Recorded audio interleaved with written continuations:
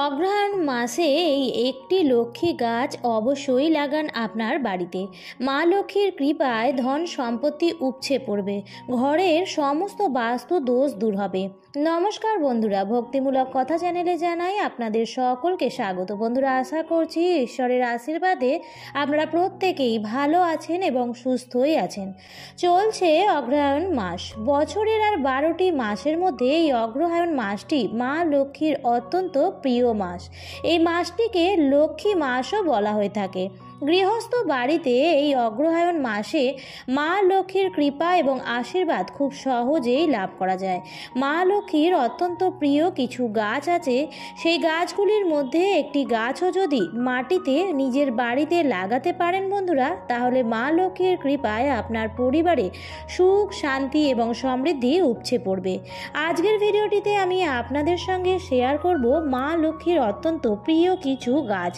সেই গাছগুলির মধ্যে থেকে যদি একটি গাছও গৃহস্থ বাড়িতে লাগানো যায়, তাহলে ঘরের বাস্তু দোষেরও প্রতিকার হয় এবং তার সাথে সাথে মা লক্ষ্মীও ঘরে চিরস্থায়ী হয়। আমি এখানে কিছু গাছের নাম উল্লেখ করে দেব। চেষ্টা করবেন এই গাছগুলির মধ্যে থেকে অন্ততপক্ষে একটি গাছও আপনার বাড়িতে লাগানোর। বন্ধুরা, এই অগ্রহায়ণ মাসটির আবিধানিক অর্থ হলো বছরে যে সময় শ্রেষ্ঠ ধান উৎপন্ন হতো। আগে এই সময় প্রচুর ধান উৎপন্ন হতো বলেই এই মাসটিকে বছরের প্রথম মাস হিসেবে ধরা হতো। বাঙালি হিন্দু সমাজের বিশ্বাস অনুযায়ী এই মাসে বিবাহের জন্য উপযুক্ত মাস। পশ্চিমবঙ্গে এই মাসে নবান্ন উৎসব ও লক্ষ্মী পুজোর বিশেষ আয়োজন করা হয়ে থাকে। প্রকৃতিতে থাকা সব কিছুর ধর্মীয় গুরুত্বের কথা আমাদের শাস্ত্রে বলা হয়েছে। কিছু গাছপালা রয়েছে, তাদেরকেও আমরা পূজা অর্চনা করে থাকি। কিছু কিছু গাছ আছে যার মধ্যে ভগবানের বাস থাকে। কিছু গাছে মা দুর্গার বাস, আবার কিছু গাছে শিব ঠাকুরের আশীর্বাদ থাকে, আবার কিছু গাছে ভগবান নারায়ণের বাস, আবার কিছু কিছু গাছ আছে যেগুলি মা লক্ষ্মীর অত্যন্ত প্রিয় গাছ। তাই এই সমস্ত গাছগুলি বাড়ির বাস্তুর জন্য অত্যন্ত শুভ। ঠিক একইভাবে আবার কিছু কিছু গাছ আছে যেগুলি অজান্তেই বাড়িতে রাখা হলে তার খারাপ প্রভাব বাড়ির বাস্তুর ওপর এসে পড়ে। তাই বন্ধুরা, যে গাছগুলি মা লক্ষ্মীর অত্যন্ত প্রিয় বা এক কথায় বলা যেতে পারে লক্ষ্মী গাছ, সেই গাছগুলির সম্বন্ধেই আজকের ভিডিওতে আলোচনা করব। তবে আপনাদের বাড়িতে এই গাছগুলি যদি আগে থেকেই লাগানো থাকে বন্ধুরা, তাহলে জেনে নিন সেই গাছগুলিকে রাখার সঠিক দিক। কারণ বন্ধুরা, শুভ গাছ কিন্তু সঠিক দিকে রাখা অত্যন্ত জরুরি। অনেকেই গাছগুলি লাগিয়ে তো নেন, কিন্তু ভুল দিকে থাকার ফলে সেই গাছের থেকে কোনো শুভ ফল কিন্তু পাওয়া যায় না।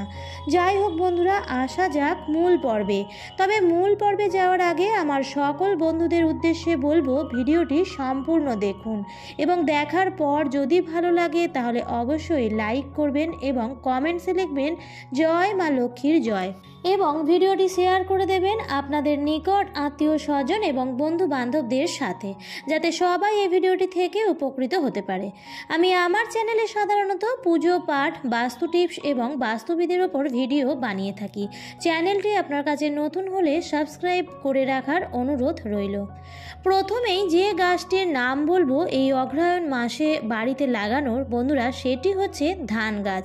আপনাদের হয়তো শুনতে অবাক লাগলো যে ধান গাছ আবার কিভাবে লাগাবো, কিন্তু এই কথাটি একেবারে সত্য।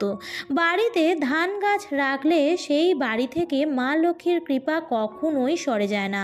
এখন প্রশ্ন হচ্ছে যে ধান গাছ তো জমিতে হয়, তাহলে আমরা কিভাবে বাড়িতে লাগাবো? বাড়িতে ছোট কিছুটা অংশে বা একটু বড় মাপের টবে সামান্য কিছু ধান গাছ বসানো যেতে পারে। তবে মনে রাখবেন বন্ধুরা, যে জায়গায় আবর্জনা ফেলা হয় সেরকম কোনো জায়গায় আপনারা ধান গাছ লাগাবেন না। আপনারা আলাদা করে একটি নতুন টবে সামান্য একটু ধান গাছ লাগাতে পারেন। বন্ধুরা, ধানকে মা লক্ষ্মীর প্রতীক বলা হয়। শুধুমাত্র ধানের সাথেই মা লক্ষ্মীর তুলনা করা হয়। লক্ষ্মী পুজোয় মা লক্ষ্মীর পাশে ধান বা ধানের ছড়া রাখা হয়। মা লক্ষ্মীর ঘট স্থাপন করতেও লাগে ধান, তাই ধান গাছ বাড়িতে লাগানোর চেষ্টা অবশ্যই করতে পারেন। জায়গা না থাকলেও বা জায়গা খুব কম থাকলেও আপনারা বাড়ির পূর্ব দিক করে একটি টবের মধ্যে কিছুটা পরিমাণ ধান গাছ লাগাতে পারেন, কিন্তু সেটি পরিচর্যা করবেন, প্রতিদিন তাকে জল দেবেন এবং প্রতিদিন তার কাছে নিজের মনোবাসনাও জানাবেন। দ্বিতীয় যে গাছটি বাড়িতে লাগানো অত্যন্ত শুভ সেটি হচ্ছে নারকেল গাছ। নারকেল গাছ বাড়িতে রাখা অত্যন্ত শুভ বলে মনে করা হয়। ডাব বা নারকেল আমাদের প্রায় সব পুজোতেই ব্যবহার করা হয়। নারকেল এমন একটি ফল যার প্রত্যেকটি অংশ আমাদের পুজোর কাজে ব্যবহার করা হয়। ডাবের জল পুজোর কাজে ব্যবহার করা হয়, নারকেল পুজোর কাজে ব্যবহার করা হয়। এমনকি নারকেলের যে খোসাটি, যেটিকে আমরা ছোবড়া বলে থাকি, সেটিও আমরা ধুনো জ্বালানোর সময় ব্যবহার করে থাকি। ডাব বা নারকেল গাছ বাড়িতে থাকলে মা লক্ষ্মীর কৃপায় ঘর ধন সম্পত্তিতে ভরে থাকে। শুধু তাই নয় বন্ধুরা, ভগবান শ্রী নারায়ণের পুজোও কিন্তু নারকেল ছাড়া অসম্পূর্ণ বলে মনে করা হয়। সিন্নি হচ্ছে নারায়ণ ভগবানের সর্বশ্রেষ্ঠ প্রসাদ, সেই প্রসাদ নারকেল ছাড়া সম্ভব নয়। তাই নারকেল গাছকে শ্রীফলও বলা হয়ে থাকে। এই ফল যে বাড়ির উঠোনে পড়ে সেই উঠোন কিন্তু ধন্য হয়ে যায়। তাই বন্ধুরা, বাড়িতে যদি জায়গা থাকে তাহলে অবশ্যই বাড়িতে একটি নারকেল গাছ বসানোর চেষ্টা করবেন। তৃতীয় যে গাছটিকে লক্ষ্মী গাছ বলা হয়ে থাকে সেটি হচ্ছে পদ্ম গাছ। পদ্ম গাছ কিন্তু আজকাল প্রায় প্রত্যেক ঘরেই থাকে। বাড়িতে ছোট জলাশয় তৈরি করে পদ্ম গাছ লাগানো যেতেই পারে। পদ্ম গাছ মা লক্ষ্মীর অত্যন্ত প্রিয়। পদ্ম ফুলের ওপর আসীন হয়ে থাকেন মা লক্ষ্মী, এমনকি মা লক্ষ্মীর হাতেও পদ্ম ফুল থাকে। বন্ধুরা, এই পদ্ম ফুল ছাড়া মা লক্ষ্মীর পুজো অসম্পূর্ণ বলে মানা হয়। শুধু মা লক্ষ্মী কেন, প্রচুর দেবী এবং দেবতাদের অত্যন্ত প্রিয় ফুল হচ্ছে এবং পছন্দের ফুল হচ্ছে এই পদ্ম ফুল। বন্ধুরা ছোট জলাশয় বানিয়ে সেখানে আপনারা পদ্ম গাছ বসাতেই পারেন এবং সেই গাছে যদি পদ্ম ফুল হয় তাহলে মনে করবেন যে আপনার বাড়ির সমস্ত বাস্তু দোষ কিন্তু কেটে যাচ্ছে এবং গাছের সেই প্রথম প্রস্ফুটিত পদ্ম ফুলটি অবশ্যই মা লক্ষ্মীকে নিবেদন করতে ভুলবেন না। আমি অনেককেই দেখেছি যে বাড়িতে ছোট গামলার মতন জলাশয় বানিয়ে পদ্ম গাছ লাগাতে। এটি কিন্তু অত্যন্ত ভালো। যদি পদ্ম গাছ বাড়িতে লাগানো সম্ভব না হয় তাহলে পদ্ম ফুলও বাড়িতে নিয়ে আসতে পারেন। এই পদ্ম ফুলও কিন্তু মা লক্ষ্মীর প্রতীক। চতুর্থ যে গাছটি অঘ্রাণ মাসে অবশ্যই বাড়িতে নিয়ে আসবেন এবং লাগাবেন সেটি হচ্ছে কৃষ্ণা তুলসীর গাছ। বন্ধুরা, এই কৃষ্ণা তুলসীর গাছটি ঘরের বাস্তুর জন্য অত্যন্ত শুভ। এই গাছ বাড়িতে থাকলে বাড়ি থেকে অনেক আপদ বিপদ কিন্তু কেটে যায়, ঘরের পরিবেশ শুদ্ধ হয় এবং পবিত্রও হয়। বলা হয় যে তুলসী গাছের ওপর দিয়ে যে হাওয়া বাড়িতে প্রবেশ করে সেটি শুদ্ধতা এবং পবিত্রতা নিয়ে আসে। তুলসী গাছ কিন্তু ঘর থেকে নেতিবাচক শক্তি দূর করে। বন্ধুরা, কৃষ্ণ তুলসীর চারা ঘরেতে রাখা অত্যন্ত ভালো এবং এই গাছটি মা লক্ষ্মীর অত্যন্ত প্রিয়। ভগবান শ্রী নারায়ণের পুজো তুলসী গাছ ছাড়া অসম্পূর্ণ। তুলসী পাতা ছাড়া ভগবানের পুজো হয় না। তুলসী গাছে প্রতিদিন যে গৃহস্থ বাড়িতে জল দেওয়া হয় সেই বাড়িতে সুখ থাকে, শান্তি থাকে। বন্ধুরা, আপনারা যদি বাড়িতে তুলসী গাছ থাকে তাহলেও এই অঘ্রাণ মাসে একটি ছোট কৃষ্ণ তুলসী গাছের চারা বাড়িতে নিয়ে আসুন এবং তাকে স্থাপন করুন এবং নিত্য তাকে পরিচর্যা করুন। প্রতিদিন স্নান সেরে তার মধ্যে জল দিন, ধূপকাঠি দেখান, সন্ধ্যাবেলায় প্রদীপ ধরিয়ে দেবেন। বাড়ির জন্য কৃষ্ণ তুলসীর গাছ বাড়িতে রাখা অত্যন্ত শুভ। তাই গাছটিকে পরিচর্যা করুন এবং সুন্দর ও সতেজভাবে বাড়িয়ে তোলার চেষ্টা করুন। পঞ্চম যে গাছটির কথা আমি বলবো এই অঘ্রাণ মাসে লাগানো সেটি হচ্ছে ধনে গাছ।